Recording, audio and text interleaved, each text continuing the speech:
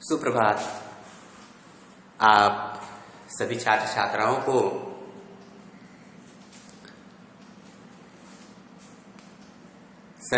विद्यालय परिवार की ओर से शुभ मंगल कामनाएं। जैसा कि आप सभी जानते हैं कि यह आप इस समय घर पे आनंद पूर्वक पढ़ते होंगे, यह मेरा आशा ही नहीं बल्कि पूर्ण विश्वास भी है। ऐसे विश्वास के साथ हम आपके शुभ और सुखद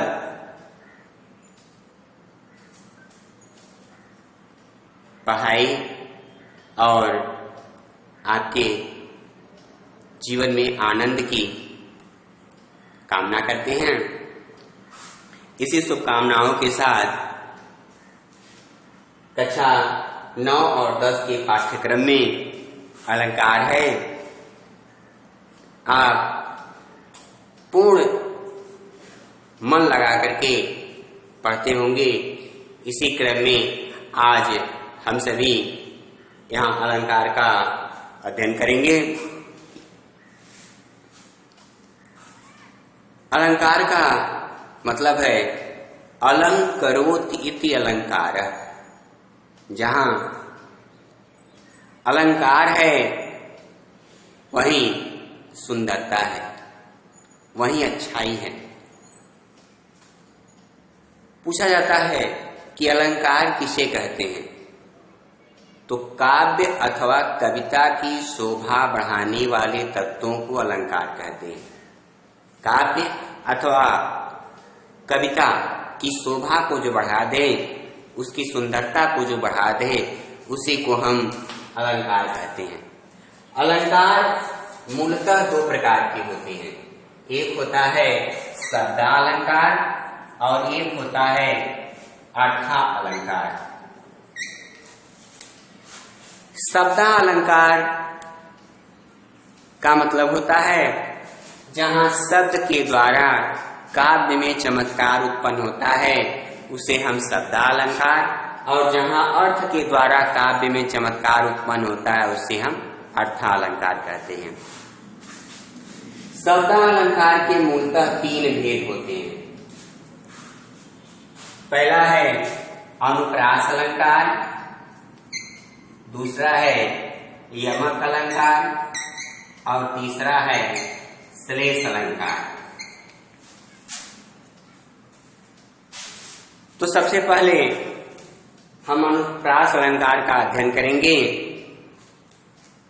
अनुप्रास का मतलब होता है जहां पर एक ही व्यंजन वर्णों की आवृत्ति कई बार होती है, बार बार होती है, हमेशा होती है, उसे हम अनुप्रास अलंकार कहते हैं। जहां पर व्यंजन वर्णों की आवृत्ति कई बार बार होती रहती है, उसे हम अनुप्रास अलंकार कहते हैं। जैसे तरनि तनुजा तट तमाल तरुवर बहु छाए, यहाँ पर तो वर्ण की आवृत्ति अधिक हुई है। तो वर्ण की आवृत्ति होने से यहाँ अनुप्रास अलंकार है। इसका और भी उदाहरण है, जैसे खड़क सिंह के खड़कने से खड़कती है खिड़कियां, खिड़कियों के खड़कने से खड़कता है खड़क सिंह। यहाँ पर ख वर्ण की आवृत्ति हुई है। खड़क सिंह के खड़कने से खड़कती है खिड़कियां, खिड़कियों के खड़कने से खड़कता है खड़क सिंह। अर्थात यहाँ ख वर्ण की आवृत्ति हुई है, इसलिए यहाँ अनुप्रास अलंकार है। अनुप्रास अलंकार की और भी उदाहरण हैं, जैसे चाचा ने चाची को चौरी चौरा चौराहे पर चांदी के चम्मच से चटनी चटाया। यहाँ पर च वर्ण की आवृत्ति हुई है। एक ही व्यंजन वर्ण की आवृत्ति होनी चाहिए, और जहाँ एक ही व्यंजन वर्णों की आवृत्ति कई बार होती है, बार बार होती है, उसे हम अनुप्रास अलंकार कहते हैं।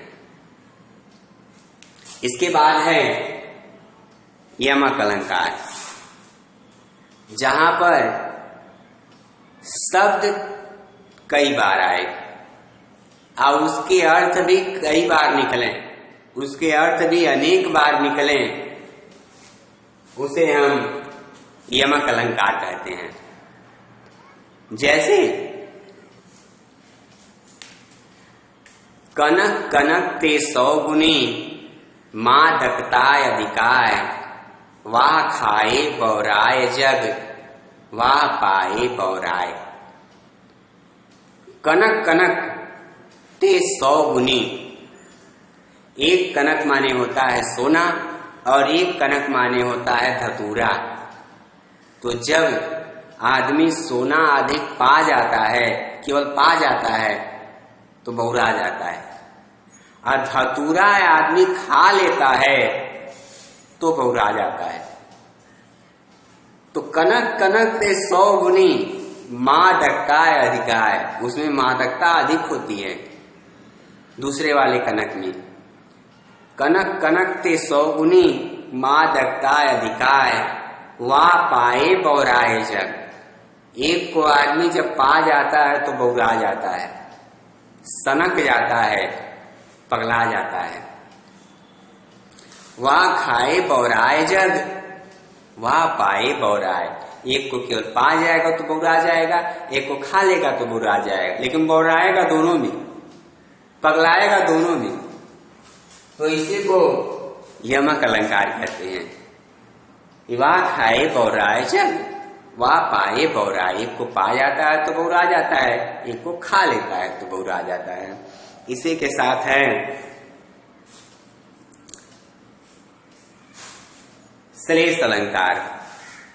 श्लेष अलंकार का मतलब है जहां पर शब्द केवल एक ही बार आए और उसके अर्थ अलग अलग होते जाएं। शब्द केवल एक बार आए और उसके अर्थ अलग अलग होते जाएं, इसी को श्लेष अलंकार कहते हैं। जैसे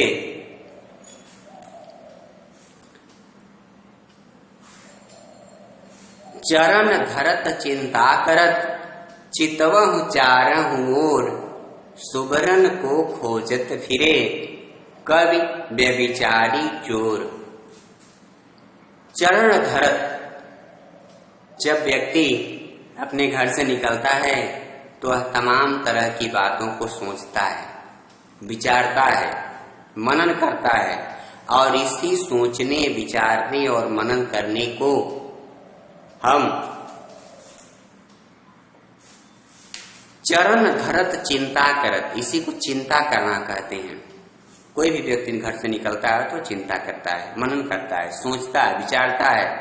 चरण धरत चिंता करत, चितवहु चारहु ओर, वह चारों तरफ की बातों को सोचता है, विचारता है। चितवहु चारहु ओर, सुबरन को खोजत फिरे, वह सुबरन को खोजता है। सुबरण, सुंदर वर्ण वाली स्त्री, सुंदर वर्ण वाली नायिका। सुबरन को खोजत फिरे, कवि व्यभिचारी चोर। कवि खोजेगा तो सुबरन खोजेगा। सुबरन माने होता है सुंदर वर्ण, सुंदर अक्षर। सुबरन को खोजत फिरे, कवि व्यभिचारी चोर। कवि खोजेगा तो सुंदर वर्ण खोजेगा, सुंदर अक्षर खोजेगा, वह लिखेगा। व्यभिचारी खोजेगा तो सुंदर वर्ण वाली स्त्री खोजेगा, सुंदर शरीर वाली स्त्री खोजेगा। व्यभिचारी चोर खोजेगा तो सुबरन, सुबरन मन होता है सोना। चोर खोजेगा तो सोना खोजेगा। तीन जगह तीन अर्थ है, लेकिन सुबरन ही खोजेगा, एक ही है, यही खुजवाएगा चारों तीनों को। तो सुबरन को खोजत फिरे, कवि व्यभिचारी चोर।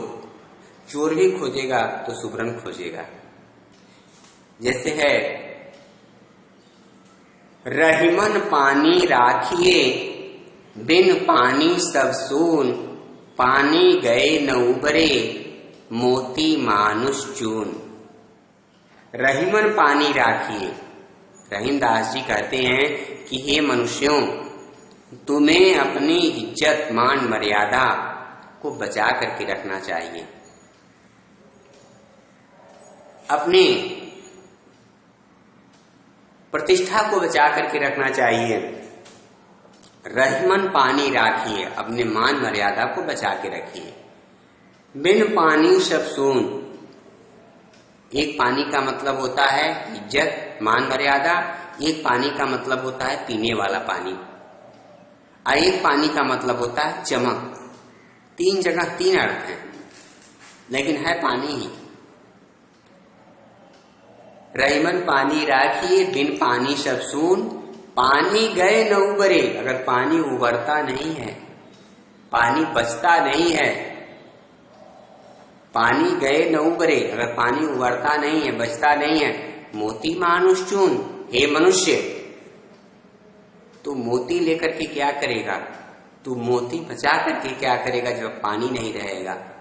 इस संसार में सबसे पहली आवश्यकता है पानी की। पानी बचा है, मान प्रतिष्ठा बचा है, तो सब कुछ बचा है।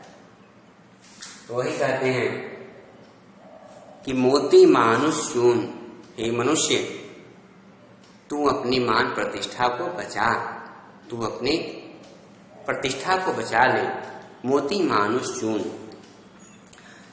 अब इसी के साथ ही साथ है अर्थालंकार। अर्थालंकार का मतलब बताए हैं कि जहां अर्थ के द्वारा काव्य में चमत्कार उत्पन्न होता है, उसे हम अर्थालंकार कहते हैं। जैसे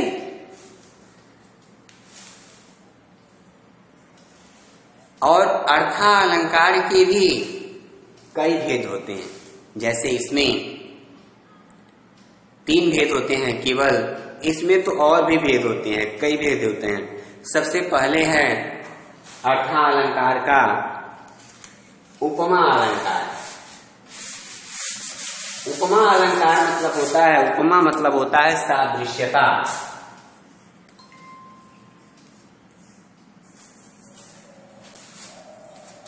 बराबरी, तुलना करना। जहां पर एक ही वस्तु की तुलना दूसरे से की जाए, एक वस्तु की तुलना दूसरे से की जाए, एक व्यक्ति की तुलना दूसरे से की जाए, उसे हम उपमा कहते हैं, उपमा अलंकार कहते हैं। जैसे सीता का मुख चंद्रमा के समान सुंदर है। सीता का मुख चंद्रमा के समान सुंदर है, इसमें हम चंद्रमा के समान कह रहे हैं, अर्थात चंद्रमा के बराबर सुंदर है। सीता यहाँ है, चंद्रमा दूरी पर है, ऊपर है, और जब ऊपर है तो दोनों की हम बराबरी कैसे कर सकते हैं? लेकिन जब बराबरी किया जाता है तो दोनों को समतुल्य बनाया जाता है, बराबरी से तोला जाता है। इसमें वह उससे अधिक नहीं कहेंगे, वह उसके बराबर कहेंगे, क्योंकि हमें तुलना करना है, बराबरी करना है। सीता का मुख किसके समान सुंदर है? तो चंद्रमा के समान सुंदर है। अब कोई कह दे कि चंद्रमा में तो बड़े बड़े गड्ढे हैं, चंद्रमा में की तुलना क्यों कर रहे हैं? अरे हम यहाँ से चंद्रमा को देख रहे हैं, चंद्र दर्शन हम यहाँ से कर रहे हैं, न कि चंद्रमा पर जाकर के कर रहे हैं। तो हमें यहाँ से चंद्रमा सुंदर लग रहा है, सीता का मुख हमें यहाँ से सुंदर लग रहा है, इसलिए सीता का मुख चंद्रमा के समान सुंदर है। हमें प्रमाणित करते हैं केवल, और कुछ प्रमाणित नहीं करते। सीता का मुख चंद्रमा के समान सुंदर है, यह हम केवल कहते हैं। यही है समानता, यही है बराबरी। इसके बाद है रूपक अलंकार। रूपक का मतलब होता है हम एक निर्जीव की तुलना एक सजीव से करें, या एक सजीव की तुलना हम एक निर्जीव से करें। जैसे चरण कमल बंदों हरि राई, जाकी कृपा पंगु गिरिलांगे, अंधे पुछ सब कुछ दर्शाई। यहां कहा गया है रूपक अलंकार में कि चरण कमल बंदों हरिराई। चरण भगवान का पैर, चरण माने होता है पैर, कमल, कमल माने होता है कमल के समान सुंदर।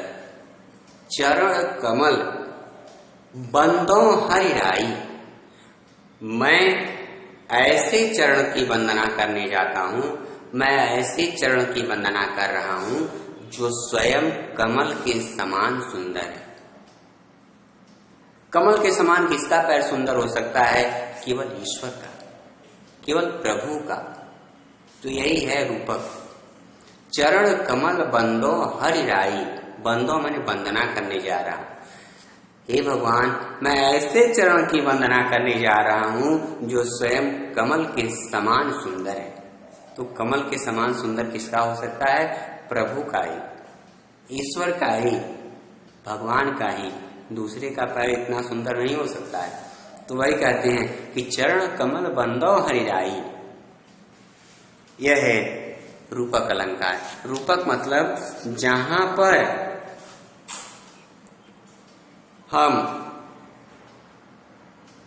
एक सजीव की तुलना एक निर्जीव से करते हैं, या एक निर्जीव की तुलना सजीव से, इसे भी हम रूपक अलंकार के अंतर्गत ही रखते हैं। रूपक के बाद है उत्प्रेक्षा अलंकार। उत्प्रेक्षा का मतलब होता है संभावना, जहां पर हम एक वस्तु में दूसरे वस्तु की संभावना प्रकट करते हैं, या इसको ऐसे कहा जा सकता है कि जहां उपमेय में उपमान की संभावना प्रकट की जाती है उसे हम उत्प्रेक्षा अलंकार कहते हैं। केवल संभावना प्रकट करने से, केवल उसको संभावित कर देने से यह अलंकार पूर्ण हो जाता है। जहां संभावना होती है, संभावना प्रकट की जाती है, उसे ही हम उत्प्रेक्षा कहते हैं। जैसे मानहु सूर काहि डारी हैं, वारि मध्य ते बीन। एक ऐसा सूर्य आया है, एक ऐसा वीर आया है। मानव, आप जैसा कि आप जानते हैं इसमें मन मानो जन जानो इत्यादि शब्द पहले से लगे होते हैं। जहां जन जानो मन मानो इत्यादि शब्द लगे हों, मानो माने मान लीजिए, जानो माने जान लीजिए, समझ लीजिए, जहां ऐसे शब्द लगे हों वहां उत्प्रेक्षा अलंकार होता है। जैसे मानहु सूर काहि डारी हैं, वारि मध्य ते मीन। हम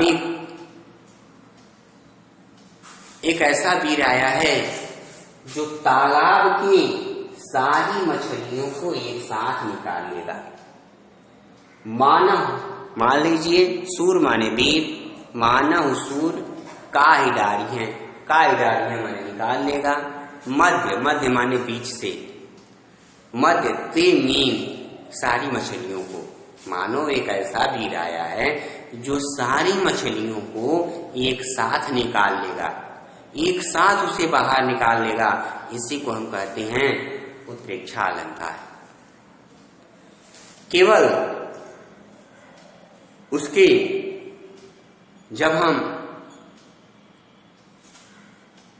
संभावना प्रकट कर देते हैं वहीं पर होता है उत्प्रेक्षा। फिर एक उदाहरण है इसी का कि सोहत ओढ़े पीतपट, श्याम सलोने गात, मनहु नीलमणि शैल पर, आतप पर्यो प्रभात। सोहत ओढ़े पीतपट। जब श्री कृष्ण जी एक सुंदर सा पीला वस्त्र पहन लेते हैं, चाहे ओढ़ लेते हैं, सोहत ओढ़े पीतपट, श्याम सलोने गात। श्याम श्री कृष्ण, उनका पूरा शरीर सलोना है, सुंदर है। मनहु नीलमणि शैल पर, शैल माने पर्वत, मनहु माने मान लीजिए, मनहु नीलमणि शैल पर, आतप पर्यो प्रभात। प्रभात माने सुबेरा। जैसे मनो माने मान लीजिए कि सुबेरे की किरण उनके ऊपर पड़ने से मानव प्रभात जैसे लगता है कि वास्तव में सुबह हो गई है, सुबेरा हो गया है। तो यह है मनो नीलमणि शैल पर। मान लीजिए कि नीले मणि के पर्वत पर, नीलमणि पर शैल पर, आतप पर्यो प्रभात, प्रभात की पहली किरण पड़ रही हूँ, सुबह की पहली किरण पड़ रही हूँ। यह है उत्प्रेक्षा अलंकार। आप ध्यान से इसे पढ़ करके समझिएगा। जहां कोई समस्या होती है वहां आप बात करके इसे समझ सकते हैं। आप सभी लोगों को बहुत बहुत धन्यवाद। आप पढ़ते रहें, मनन करते रहें, सोचते रहें, विचारते रहें। इसी शुभकामनाओं के साथ बहुत बहुत धन्यवाद।